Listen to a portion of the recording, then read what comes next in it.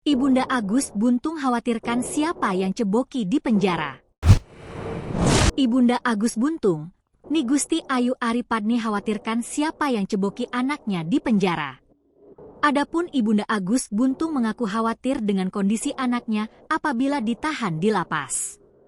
Bahkan ia mempertanyakan siapa dan bagaimana caranya jika Agus Buntung diceboki setelah buang air besar. Sebab, selama ini Agus Buntung masih bergantung kepada ibunya saat melakukan aktivitas sehari-hari seperti membersihkan diri. Tidak bisa sendiri, mau cebok mau apa.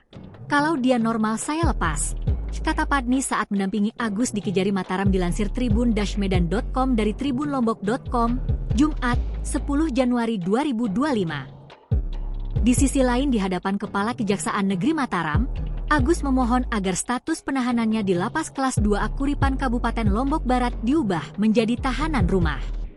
Saya mohon Pak biar saya di rumah, karena saya tidak biasa, ini saja terus terang saya tahan kencing, kata Agus di hadapan Kepala Kejaksaan Negeri Mataram Ivan Jaka.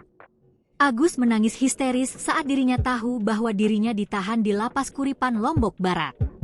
Bahkan hingga dipindahkan ke ruang tahanan Kejari Mataram, Agus Buntung masih saja menangis. Kedua orang tuanya tersangka berusaha untuk memenangkan Agus Buntung agar tidak menangis terus. Kurniadi selaku kuasa hukum tersangka mengatakan saat Agus Buntung mendapatkan kabar bahwa dirinya akan ditahan di lapas sempat memberontak. Hal ini karena Agus Buntung tak ingin menjadi tahanan di Lapas Kelas 2 Kuripan Kabupaten Lombok Barat. Kurniadi mengungkapkan bahwa sebelum dilakukan penahan seharusnya Agus Buntung juga dilibatkan untuk melihat sendiri ruang tahanan yang akan tempati, bukan hanya penilaian dari sejumlah pihak lalu kemudian dinyatakan layak untuk penyandang disabilitas.